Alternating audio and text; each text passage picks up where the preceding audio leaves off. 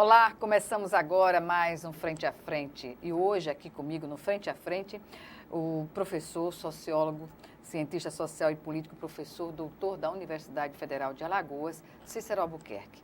Com ele vamos falar sobre os 6 primeiros meses do governo Bolsonaro. Bem, eu agradeço antecipadamente, professor, a sua presença mais uma vez aqui, que com a sua lucidez, né, tanto do conhecimento científico quanto político, vai nos dar esse panorama, né, do que está sendo o governo Bolsonaro nesses 6 primeiros meses de gestão. Eu perguntaria inicialmente sobre a condição peculiar do governo de produzir situações e que, na verdade, o que representa o The Intercept, né, esse site que está fazendo a diferença na compreensão do que seja o governo Bolsonaro. Boa tarde, boa noite, né? Gorete, é uma alegria estar com você de novo. Dizer que não é fácil fazer ciência em tempos de governo Bolsonaro, né? Produzir análise científica nesse contexto tem sido uma tarefa muito difícil. Primeiro porque a gente acaba apaixonado pelo processo e acaba se posicionando muitas vezes passionalmente e segundo porque está muito difícil, a situação está muito conturbada, nós não temos tempo para pensar quando outros fatos vêm e tumultuam tudo, está difícil fazer ciência. Pois é, e produção de fatos polêmicos e seríssimos para muitos deles até que afrontam a Constituição, não é? Quem estava esperando, e eu estava esperando um governo tumultuado, não tinha ideia do que viria. Imagino quem esperava um governo normal, digamos assim. Não há nada na história do Brasil anteriormente de um presidente da República que tenha conseguido produzir esse tipo de instabilidade política como o governo Bolsonaro tem produzido em 6 meses. A impressão que a gente tem, às vezes, é que a gente está tão cansado de tanta coisa que parece que esse governo já dura 6 anos e que nós estamos quase que esgotados na capacidade de tentar compreender. Mas também não há grande surpresa se a gente parar para refletir a personalidade do presidente. Porque nós estamos falando de 2 coisas. Uma, do governo, e o governo é maior do que o presidente. E 2, do presidente. Como o presidente tem uma marca muito particular e uma marca de vida, quem pega a trajetória do Bolsonaro como deputado vai ver que ele é isso. Tá? Estranho é que a gente pudesse ter esperado, e eu me surpreendo de certa forma também, esperado uma figura que ganhando a eleição, que assumindo o mandato, pudesse mudar um pouco de postura e ter uma atitude mais assentada, mais responsável. O senhor acredita, já interrompendo, o senhor acredita que se o Jair Bolsonaro, o candidato, tivesse participado de debates durante a campanha, ele se revelaria como ele é e isso geraria diferenças no resultado eleitoral ou não? Infelizmente, eu não acredito não. Eu acho que ele seria eleito à revelia do traço de personalidade que ele tem ou da marca de personalidade que ele tem. Acho que o ambiente que estava construído no pré-eleitoral, da polarização e da estigmatização de um lado e do afirmamento de um candidato como sendo o que era a revelia de qualquer coisa, eu penso que ele teria ganho a eleição de qualquer forma. Isso é, na minha opinião, um fato que não mudaria. Outro fato que eu acho que é considerado nesse momento, deve ser considerado, é essa coerência que ele tem demonstrado, né? No mau sentido da coerência. Ele é assim, ele sempre foi assim e ele deve continuar assim. Não há nada no horizonte que indique que ele vai mudar de postura. Mas essas últimas semanas foram, assim, bombásticas no sentido, por exemplo, a Comissão da Verdade, se questionar a morte, dizer para o filho de alguém que morreu no período da ditadura, que se você quiser eu posso dizer como é que foi, como seu pai morreu, alguma coisa assim. Não é algo assustador? Entenda, Gorete, falta governo. Falta resposta para as questões fundamentais de desemprego, de violência. Falta governo. Na ausência de governo, estes fatos, estes comentários, esta balbúrdia, digamos assim, faz parte de um projeto.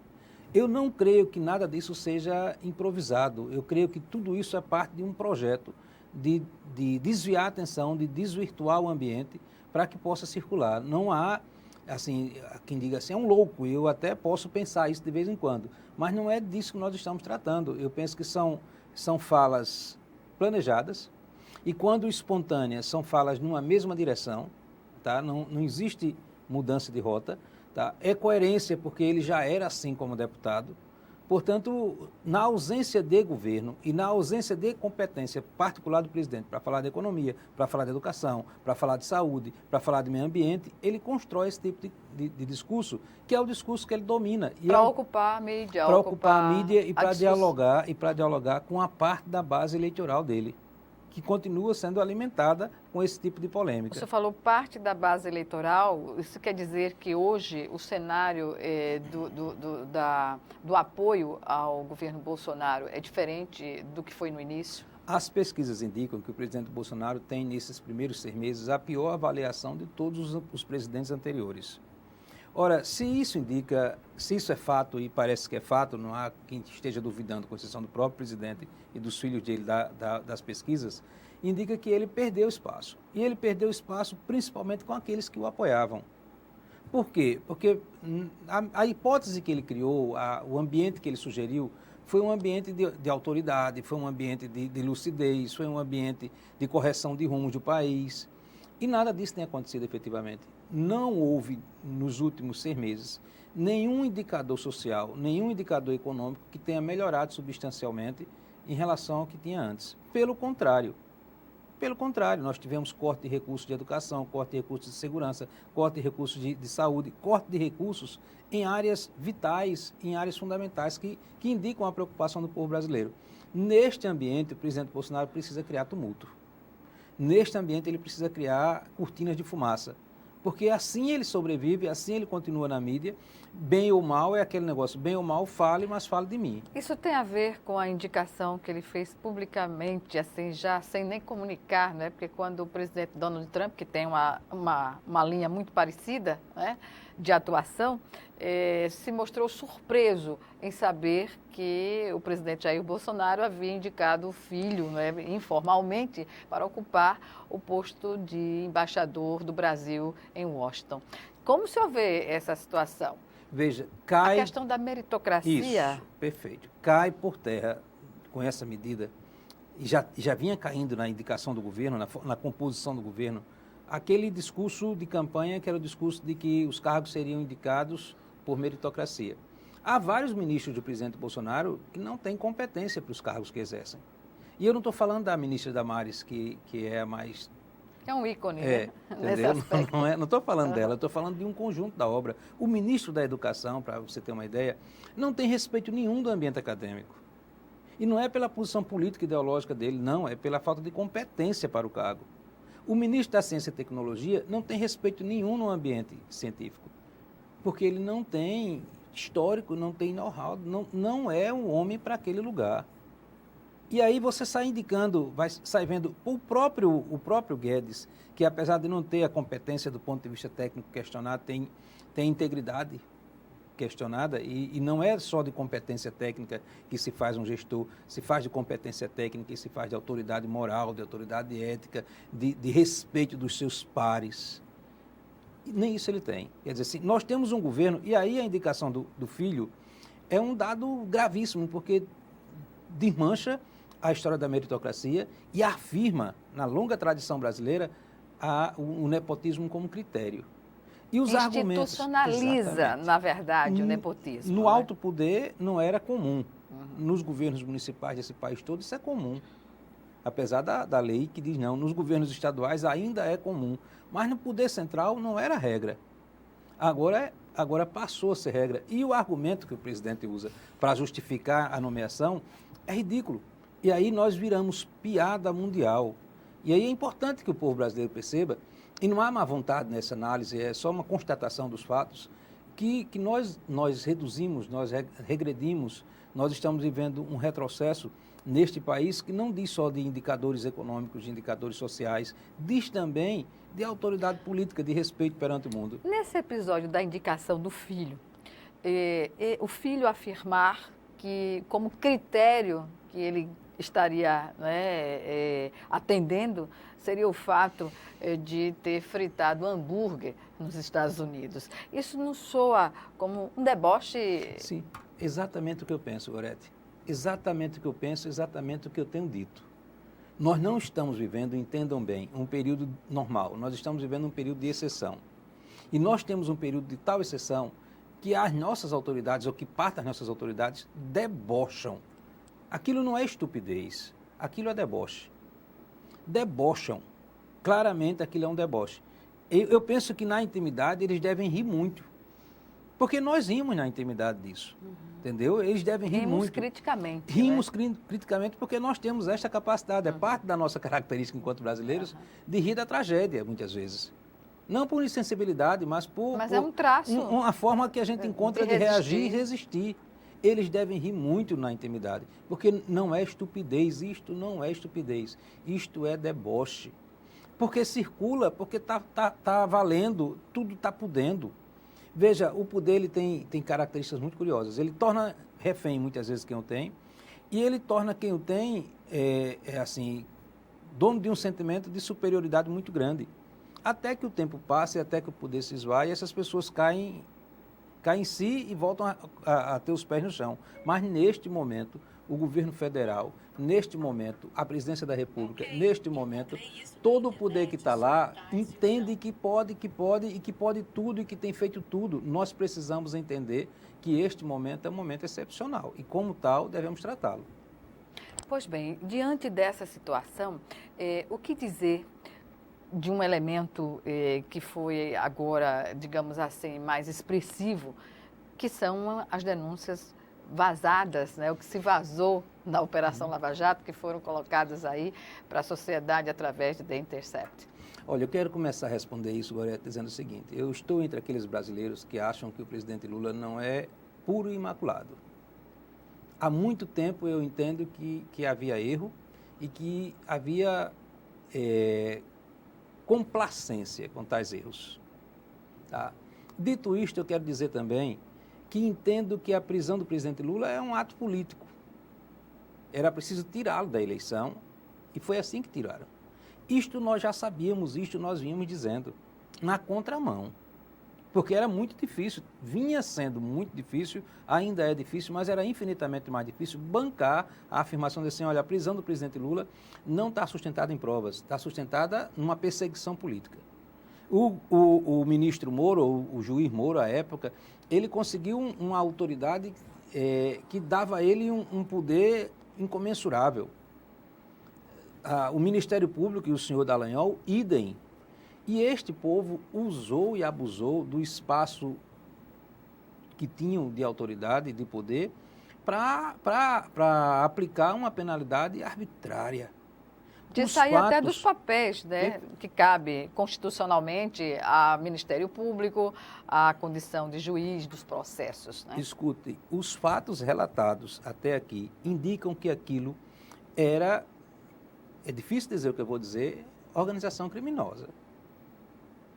Percebe? Gorete, forjar provas, combinar ações, articular o que foi articulado naquele contexto, em nome da justiça, em nome da lei, em nome da moral, em nome dos bons costumes, em nome da pátria, aquilo não existe, aquilo é organização criminosa. Veja como a história foi invertida. E aí, assim, o vazamento dessas informações e a ação que se tem, a tentativa de reação que se dá, de apurar e de destruir provas, do ministro está atuando num caso do qual ele é parte. Essa situação que nós estamos vivendo é de exceção. Me chamou a atenção, nesse episódio dos hackers mais recente, né, o fato, desde que surgiu a informação de que os celulares haviam sido clonados ou haviam sido hackeados, né, não se questionou no momento o conteúdo do que foi exposto. Uma frente é encontrar as pessoas que fizeram isso, que é ilegal, mas não se pode simplesmente desconsiderar o que foi apurado dentro desse contexto, não é? Claro, o que importa fundamentalmente neste momento é o conteúdo.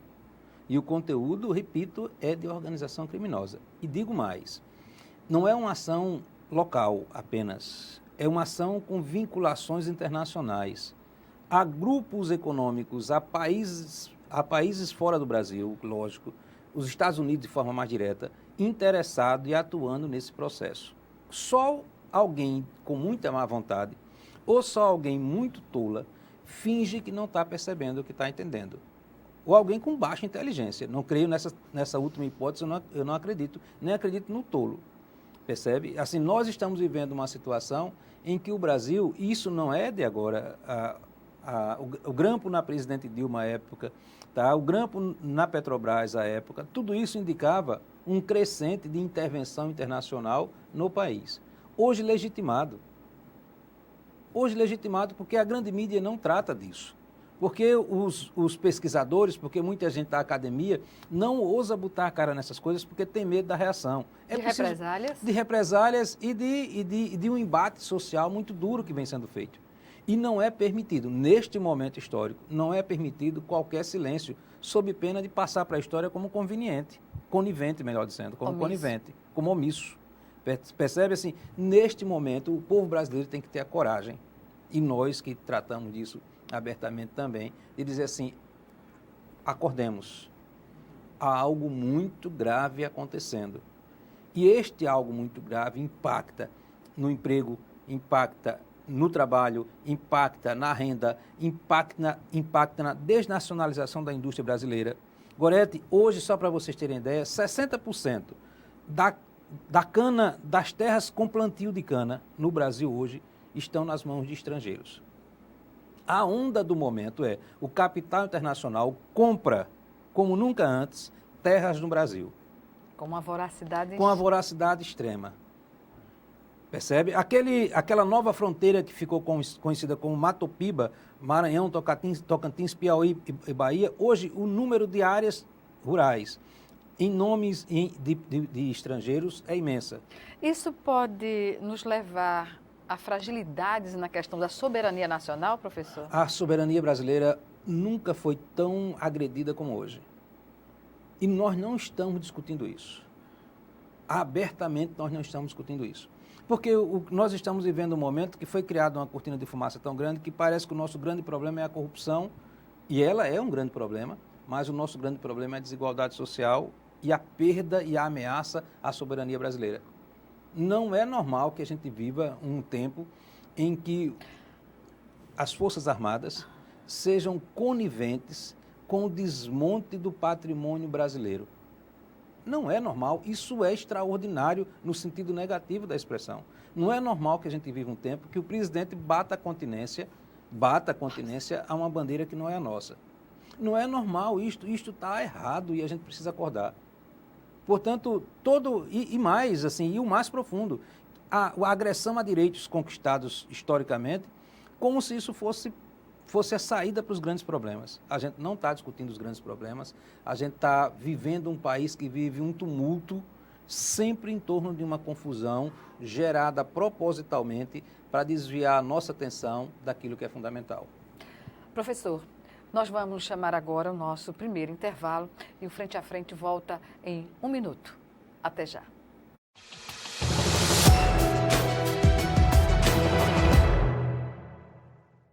Ei, eu queria poder falar com você.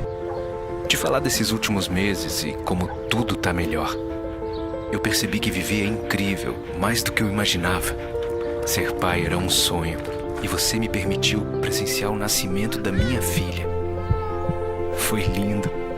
Pintei o quarto dela exatamente como imaginei. Antes de você, eu tinha medo de não conseguir estar presente quando esse momento chegasse. Queria te contar que, por sua causa, eu pude viver tudo isso. Provavelmente outras pessoas por aí querem te falar muita coisa também. Acho que você teria orgulho. Não só por mim, mas por ter feito algo tão nobre por pessoas que nunca viu. Eu só queria dizer obrigado. Obrigado por me dar mais tempo com a minha família.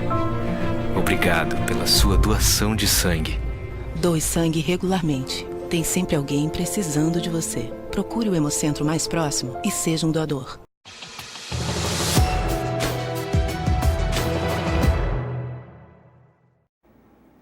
Estamos de volta com Frente a Frente, que hoje recebe o professor, cientista social e político Cícero Albuquerque, ele que atua na pesquisa e na docência na Universidade Federal de Alagoas e nos faz aqui uma análise dos 6 primeiros meses do governo Bolsonaro.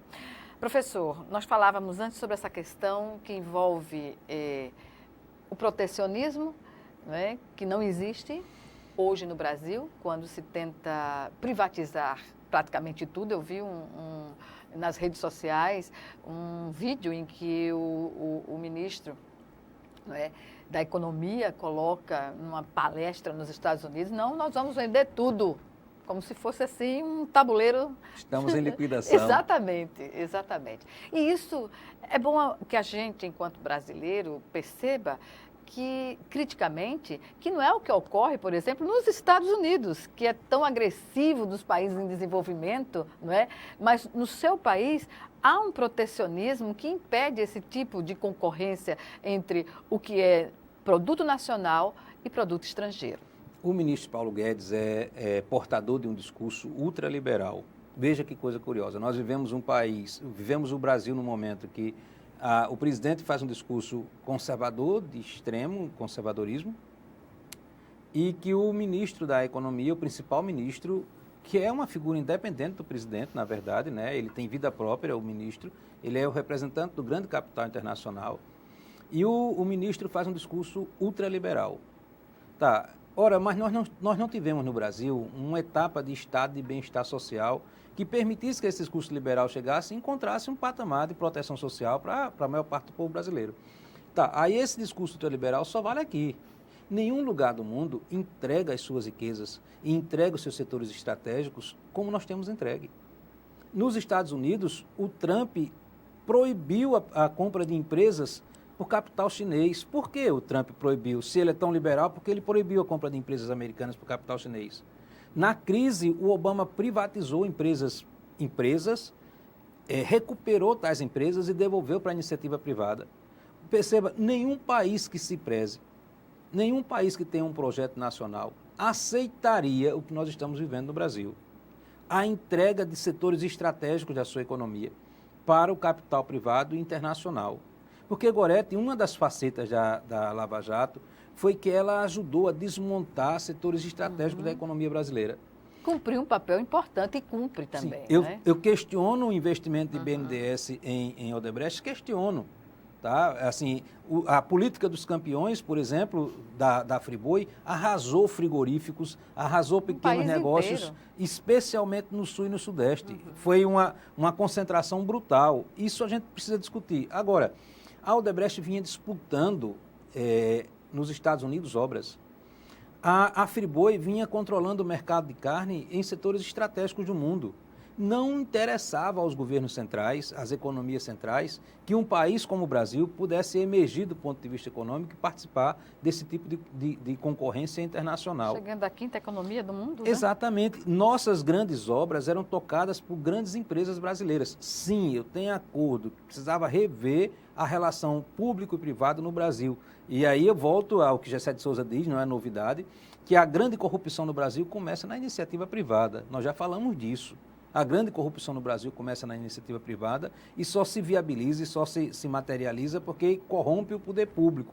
Uma parte do poder público hoje, de fato, é financiada e é representante dos interesses do capital nacional e do capital internacional. Nós estamos vivendo uma crise de perspectiva muito grande. Nós não somos hoje um país com um projeto nacional.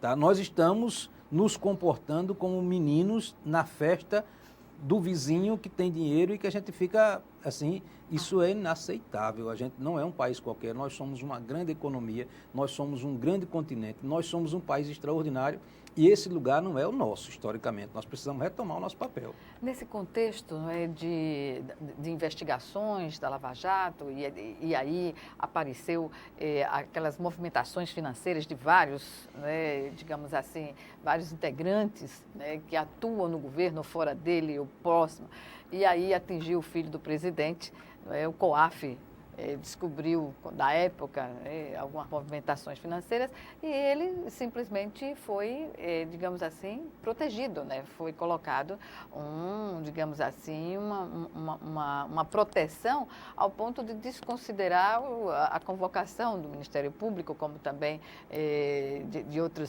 outras instâncias, para falar sobre o assunto. Há hoje no Brasil pessoas acima da lei. Esse grupo sempre existiu, na verdade. Tá? O grande empresário, o grande negócio sempre esteve acima da lei. E isso é uma infelicidade a gente ter que dizer isso, mas foi assim. Ocorre hoje com esse episódio do COAF, do episódio do Flávio Bolsonaro, esse episódio do Queiroz, ocorre hoje que a elite brasileira sabe, que a grande mídia brasileira sabe, que se este fato for esclarecido, o governo Bolsonaro cai. Há uma manta de proteção. Eu vinha dizendo na intimidade com alguns colegas, nas análises que a gente faz, que, para mim, o tempo disso era o tempo de aprovar a reforma da Previdência. Eu vinha dizendo assim, passou a reforma da Previdência, eles abrem. É insustentável segurar esse negócio, não dá para segurar pela vida inteira. E o grande projeto é a reforma da Previdência. Quando a reforma da Previdência passar, o Bolsonaro cai. Ocorre que o vice do Bolsonaro é um militar. Que não tem uma boa relação de Bolsonaro com Sim, este militar. mas isso para o não é? capital, isso para o mercado, isso é o que menos importa. Qualquer um que sirva para cumprir o papel, tá bom. Mas não serve nesse caso porque é um militar. O Congresso não quer, o Judiciário não quer, os grandes meios de comunicação não querem, porque sabem a ameaça que isso representa. De endurecimento, de autoritarismo ainda maior, percebe? E que não é um tolo, assim, no sentido, não se comporta como tolo, pelo menos. Eu nem acredito que o Bolsonaro seja um tolo, acho que ele se comporta para dizer que é e passar o que ele quer.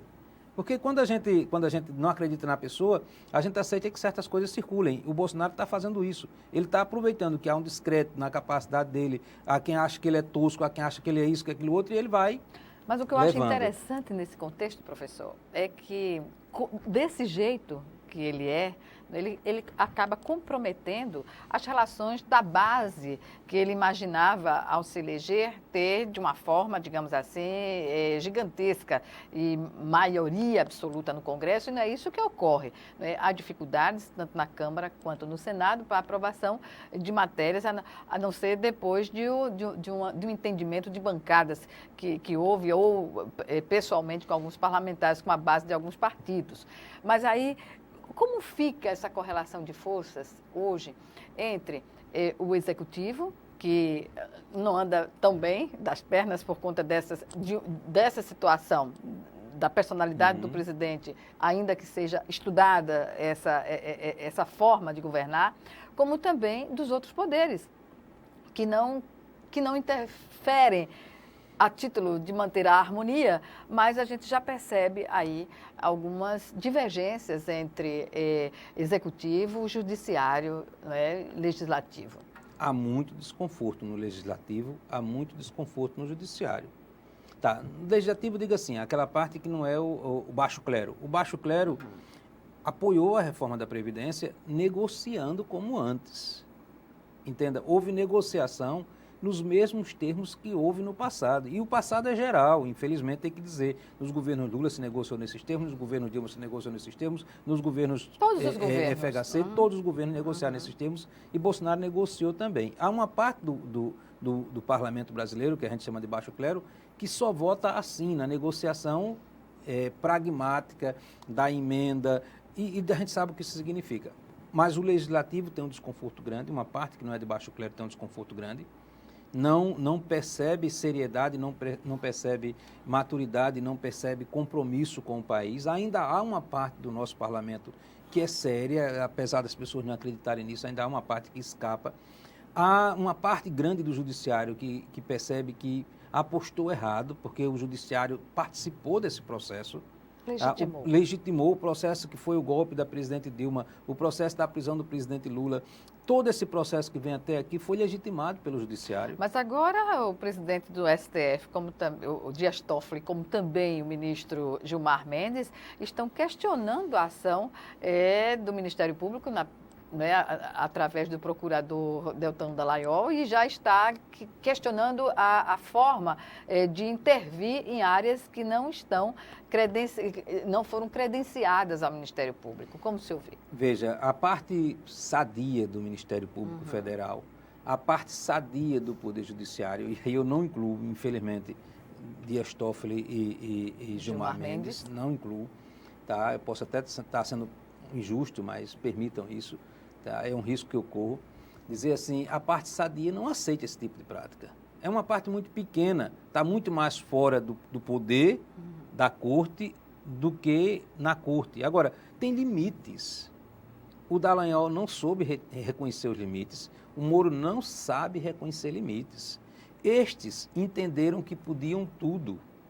o aval dos Estados Unidos, o aval da grande mídia, o aval do grande mercado, deu a estas pessoas o sentimento de onipotência absoluta. Hoje a realidade começou a bater na cara. E é o seguinte, cumprido o papel que eles cumpriram, a tendência é que mais cedo ou mais tarde eles sejam descartados, assim como foi o Cunha. E essa organização que se pretendia instalar no país e as conferências que estavam, que veio no bojo dessas denúncias, né, de que o próprio procurador Dallagnol teria feito palestras para empresas ligadas às que já foram denunciadas na Operação Lava Jato, isso é uma confusão imensa, né? É uma confusão, Gorete, que só revela como está enraizada na cultura política brasileira a prática do mal feito. Tá? Assim, eu condeno o Lula porque fez palestras e recebeu por tais palestras, mas eu, estou falando da Dallagnol, faço a mesma coisa. Tá? Os privilégios que foram postos para quem assumiu os cargos principais do país estão sendo postos da mesma forma para os outros. O Dallagnol e o Moro beberam na mesma fonte. Aí é importante que a gente possa dizer assim, este é um momento importante no Brasil para que a gente não viva um descrédito geral. Não é disso que a gente está tratando. É um momento importante para que a gente apure e aprofunde o nosso senso de justiça e o nosso senso de que tais práticas não devem continuar existindo. E tais práticas, Gorete, elas estiveram à direita, historicamente, sempre. Nada mais corrupto neste país do que a direita brasileira. As melhores figuras que a gente entendia que existiam e que não estavam nisso, tipo FHC, tipo Serra, porque com toda a divergência que eu podia ter do Serra e do FHC, eu nunca achei que eles bebiam nesse tipo de fonte. Aí a história mostrou que sim, que bebiam.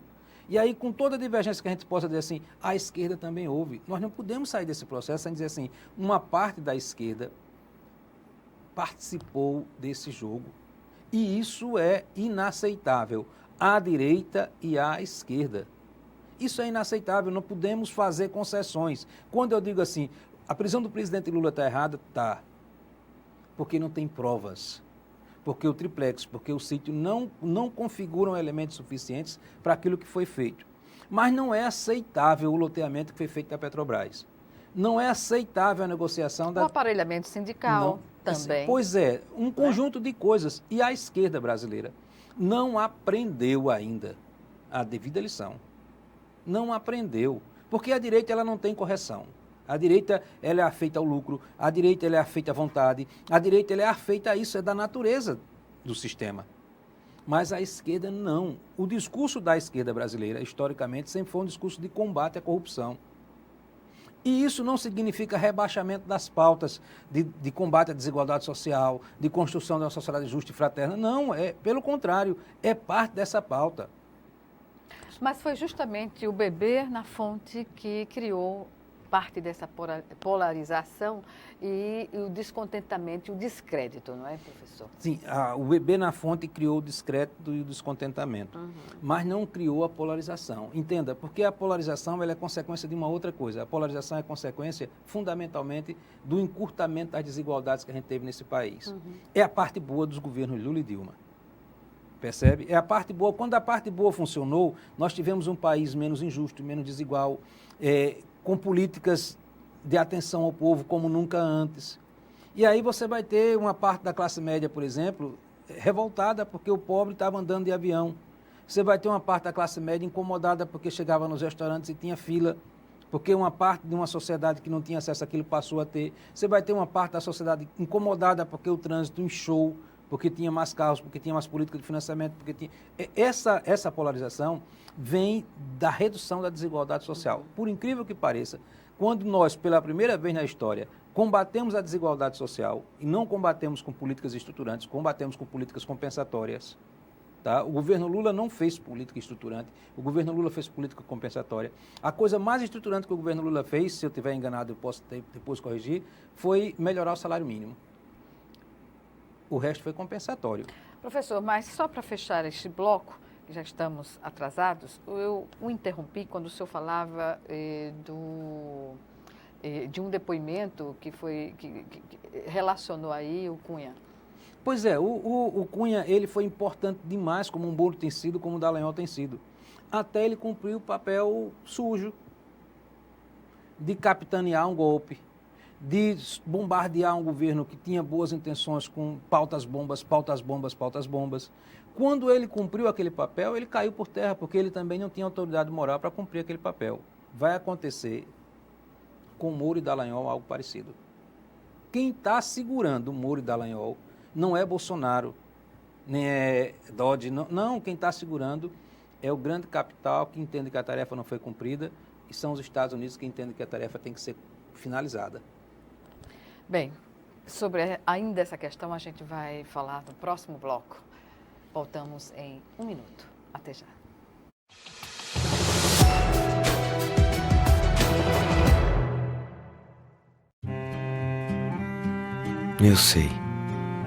Eu sei que são noites em claro, que muitas vezes não é fácil, que o cansaço bate, que mexe com a rotina, que é mais difícil do que parecia. Mas eu também sei que, lá no fundo do peito, vocês entendem que é importante para o meu desenvolvimento e me fortalece por toda a vida, que nos faz crescer juntos, com momentos inesquecíveis, como família. Tem mais gente que nos apoia, nos respeita, nos incentiva, porque essa causa tem que ser de todos. E por mais que eu ainda não consiga falar, eu sei que vocês me entendem. E por isso, obrigado. Porque juntos a gente cresce. A amamentação. Incentive a família, alimente a vida.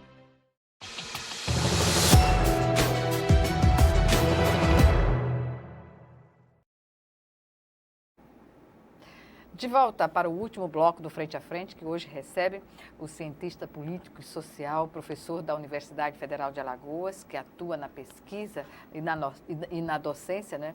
Professor Cícero Albuquerque. Professor, falando sobre essa análise dos 6 primeiros meses do governo Bolsonaro, eu pergunto, como está a popularidade do presidente entre os bolsonaristas? Eu percebo o seguinte, todos nós temos no ciclo de amizade, no ciclo familiar, um grande número, um percentual razoável. Eu tenho percebido o seguinte, que há um grupo que já admite uma certa decepção, ou uma grande decepção, que há um grupo que desesperadamente resiste em manter um discurso de apoio, né? Mas que há também um grupo maior que recuou e está em silêncio, que não admite, que não apoia, mas que recuou e está em silêncio. E, para mim, isso é um dado muito positivo, porque mostra que estas pessoas conseguem fazer uma análise menos apaixonada desse processo. Porque, veja, Gorete e meus amigos e amigas, o discurso de que eu vou votar no Bolsonaro contra o PT, o Haddad não era o candidato dos meus sonhos, eu votei no Haddad no segundo turno. Mas dentro de uma compreensão de que era preciso garantir uma estabilidade mínima para esse país e que era preciso garantir que esse país continuasse andando para frente.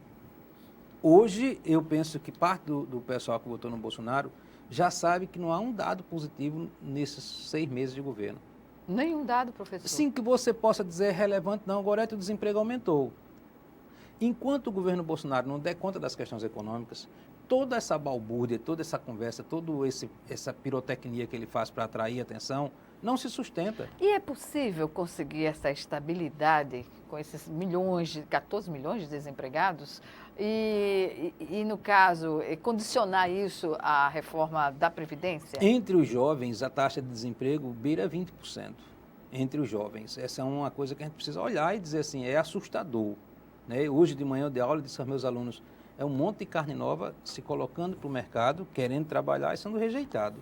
Assim, é uma expressão miserável essa, dizer, é um monte de carne nova, mas é gente nova com todo vigor, sem ter oportunidade de emprego. Se é possível, em outros lugares do mundo e no próprio Brasil já foi. O governo Lula gerou 12 milhões de empregos. Tá? O problema é que enquanto você combate o país, não há como você prosperar. Você corta recursos de todos os setores que são vitais. você engessa o país e envolve o país num conflito permanente, numa guerra permanente, contra o Nordeste, contra os índios, contra os pobres, contra os gays, contra as mulheres, contra os vítimas de violência política. Assim, não há espaço pelas armas, pela violência, assim, não há espaço para a gente pensar o país. Não há sucesso econômico sem estabilidade política. E não há estabilidade política sem sucesso econômico. O governo Bolsonaro, se ele não conseguir dar resposta para a questão do desemprego, para a questão da desigualdade social, para a questão do flagelo no qual estão milhões de pessoas no Brasil, ele não vai sobreviver. E por que esse discurso constante e insistente de que a reforma da Previdência é a solução dos problemas econômicos do país, que é uma retórica, né? Como foi que a reforma trabalhista era a solução? Ora, a reforma da Previdência vai gerar lucro para grandes empresas de capital do mundo inteiro. Percebe? Hoje, a preocupação não é com a vida do trabalhador, com a melhor condição de vida do trabalhador. Não há uma medida neste governo que tenha beneficiado os pobres. Hoje, a grande preocupação é com o capital internacional, com como as empresas vão lucrar. Todo o discurso de que o nosso problema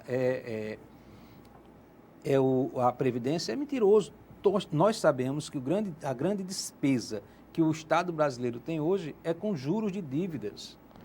E nós não tratamos disso porque não há coragem para tratar disso. Lula não tratou, Dilma não tratou, Fernando Henrique não tratou. Na última campanha presidencial, curiosamente, o único que tratou disso de forma quase que indireta foi Ciro Gomes. Os outros candidatos, os melhores candidatos não trataram disso. Os melhores, aqueles que têm mais compromisso com o povo, que estão mais enraizados, não trataram desse tema abertamente. E não há muito espaço para isso na grande mídia. Nós estamos tratando disso em certas periferias da academia, porque no centro da academia, o centro conservador da academia também não trata disso, e em certos setores de pesquisa. A Maria Lúcia Fatorelli, aqui em Alagoas o professor José Menezes. Nós temos tratado disso, mas não temos tido o espaço que isso merece, que esse tema merece. Professor, diante dessa relação morde-sopra que se coloca entre o presidente e os poderes, naturalmente mais sobre o poder legislativo, e aí com essa última de segregar o Nordeste ao afirmar que são governadores Paraíba. Como o senhor acha que a classe política do país, aqui no Nordeste, deve se posicionar ao governo federal diante desse sentimento, não é, que não só discrimina, como também persegue para não enviar recursos para estados onde há uma oposição declarada? Os governadores do Nordeste, eu preciso confessar isso, têm me surpreendido na forma como tem confrontado o que há de mais grave no governo federal. Eu tenho que dizer que isso é um dado, na minha compreensão, muito positivo. A classe política, eu não tenho muita ilusão com ela. Eu acho que a classe política é muito pragmática e ela não age por certos sentimentos. Penso que acomodou, em seguida vai para um jantar e segue. Infelizmente, eu penso assim, eu posso estar errado e perdão se eu estiver errado. Mas, assim, eu não creio. Agora, o que eu penso é o seguinte, Gorete, ou tem povo na rua, ou tem mobilização social, ou não tem retorno. Nós vamos caminhar para um abismo sem retorno. O que tem faltado é isso. Assim, as grandes centrais, os sindicatos, os movimentos sociais não têm conseguido mobilizar. Isso é uma coisa que tem que ser refletida imediatamente. Há uma certa letargia diante dos acontecimentos. O que é que, de fato, pode justificar essa falta de mobilização? É muito combate. Todo mundo está sendo chamado a brigar com os dois braços, com as duas pernas, com o corpo todo. E nas redes sociais, sobretudo, e nas redes sociais, né? em todos os lugares. Esse combate incessante e absoluto o tempo todo desnorteou. Mas penso que está chegando o momento e que este momento é o momento em que o povo está acordando e que o povo tem dito nas pesquisas e tem dito nos meios de comunicação, tem dito nas redes sociais, de que não está gostando, de que não está aceitando e que precisa mudar. Pois bem, infelizmente o nosso tempo de entrevista chegou ao fim, professor, e aqui eu agradeço mais uma vez a sua participação e até uma próxima oportunidade. Se Deus quiser. Obrigada a você também que nos assistiu e até o nosso próximo encontro aqui, Frente a Frente.